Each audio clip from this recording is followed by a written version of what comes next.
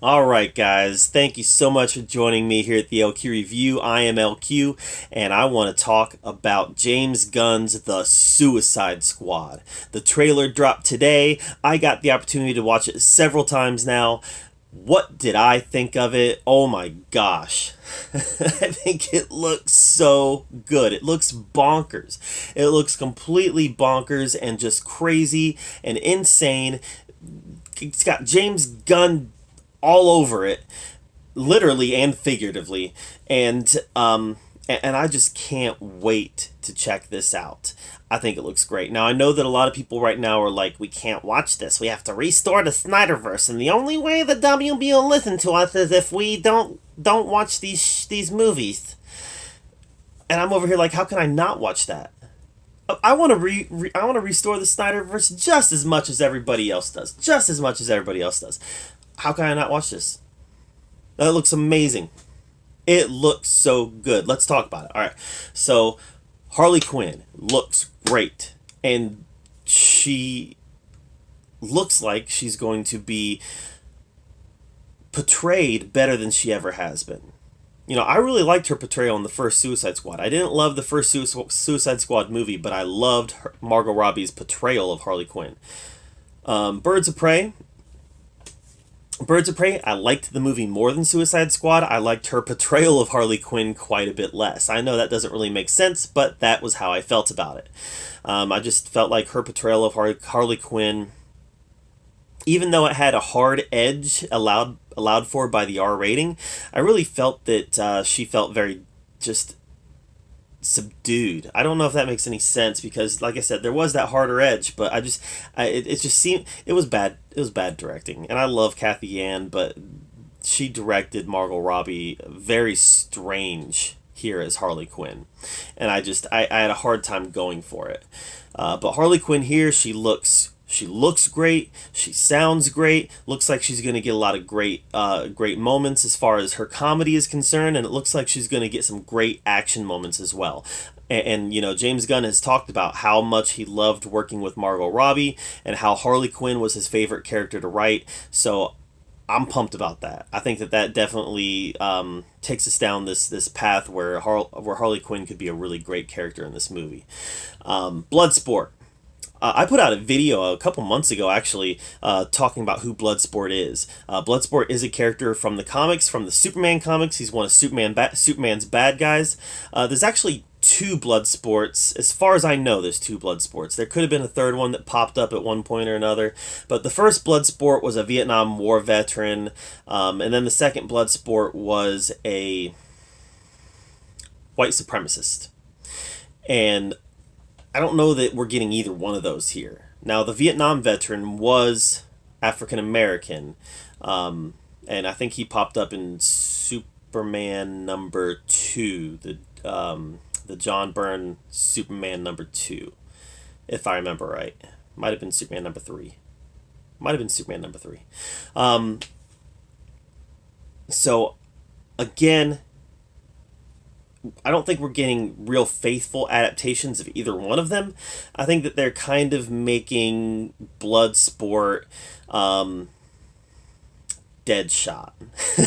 And I think that this character was probably originally written to be Deadshot. This is honestly what I feel.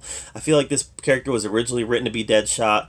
Will Smith couldn't come back due to other obligations, so they said, hey, let's just cast Idris Elba to be Deadshot. And then they realized that, you know, maybe it was through conversations with Will Smith or whatever, they came to the conclusion that Will Smith would be open to coming back to Deadshot down the road. So they just created, you know, who can Idris Elba be now? I honestly was thinking they'd go with the Bronze Tiger. Bronze Tiger has a long history in the Suicide Squad, and as far as I can remember, Bloodsport has zero history in Suicide Squad, but they still went with Bloodsport, which, like I said, you know, just an interesting take. I like Idris Elba's take on him so far, but the problem is that I think everybody's gonna think it's Deadshot. The characters are very similar, and they look to be portrayed very similar. We do have the issue with there being several similar characters on the team. You got Bloodsport, you've got Rick Flagg, who would be an alpha male with a lot of the same skill set as Bloodsport, and then you got John Cena's Peacemaker on there, who's another alpha male, has a lot of the same skill set as Bloodsport and Rick Flagg. So I don't know how that's going to all mesh together. I kind of have this funny feeling Rick Flagg isn't going to make it through the movie. I don't know why. It's just, we see him in the trailers a lot, and it looks like they're prepping for the mission, and then during the mission we really don't see a lot of Rick Flagg, if any. So I've got a funny feeling. I got a funny feeling about the fate of Rick Flagg, but I don't know. I haven't read any spoilers. I don't know I don't know anything that's going on. I've got a feeling that Rick Flagg is not going to make it out of this. But Joel Kinnaman looks great, sounds great. I think he's gonna have a lot of fun with the role again. As for John Cena's Peacemaker, he gets some funny lines in this. Clearly, he's somebody who believes in liberty. He's willing to go some great lengths for liberty. If you ask me, I'll tell you. He's willing to go through some great lengths for liberty. But I didn't see anything in this trailer that makes me impressed with the character enough that I think it would warrant him getting his own spinoff on HBO Max, and they're filming that right now. But it was a 3-minute trailer. He was just in a few moments of the trailer, so it could be a fantastic portrayal of the Peacemaker character. We just don't know. He was a part of a lot of the banter, and this being a James Gunn movie, there's going to be a lot of witty banter. I wouldn't say that James Gunn movies are on the same level as like Tarantino banter, but James Gunn likes his banter. He likes his writing. He likes his banter, and he likes the character. He likes the vulgarity. He likes it when his characters have the opportunity to express themselves in vulgar ways, and that's clearly going to happen here, and it's clearly going to happen a lot. Probably the character that stole the show, or at least the trailer, was King Shark. King Shark, I love the King Shark character. The first time I ever read a King Shark story was, I think Superboy number 6, I think it was Superboy number 6. Number 4 was the one where he played the video game of himself. Number 5 was when he went back to Cadmus to get the clone medicine. I think it was 6. So Superboy number 6, we're talking about the clone of Superman, Connor Kent, and ever since then I've really enjoyed the King Shark character. Jaws is my favorite movie. Of course, I'm gonna love the shark character a lot, and King Shark has some great moments. Nom nom, and then he eats the guy, picks him up and shoves him into his mouth. That was a great moment. The hand scene was awkward. I don't know. But then the ripping the guy in half, what a cool scene. I mean, that earned the red band right there.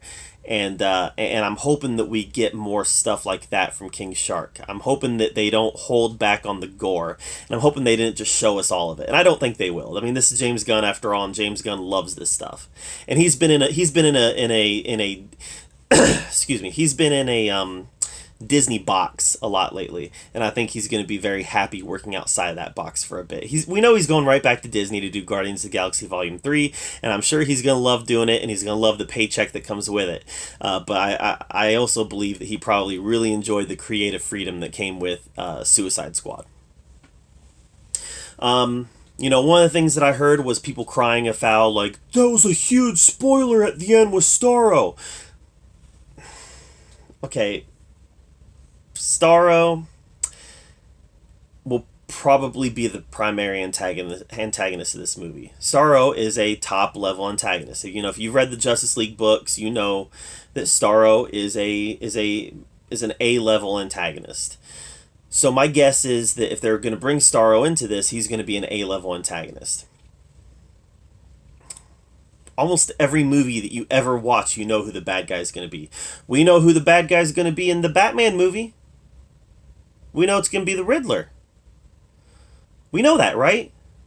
The trailer showed us. That's not a spoiler. That's not a spoiler. We know the bad guy in Falcon and the Winter Soldier is going to be Zemo. We know that. The trailer told us. That's not a spoiler. How is it a spoiler? How is it a spoiler to know who the bad guy is going to be? That goes over my head. That goes over my head. I don't understand how that's a spoiler. Apparently, they don't care about keeping it a secret.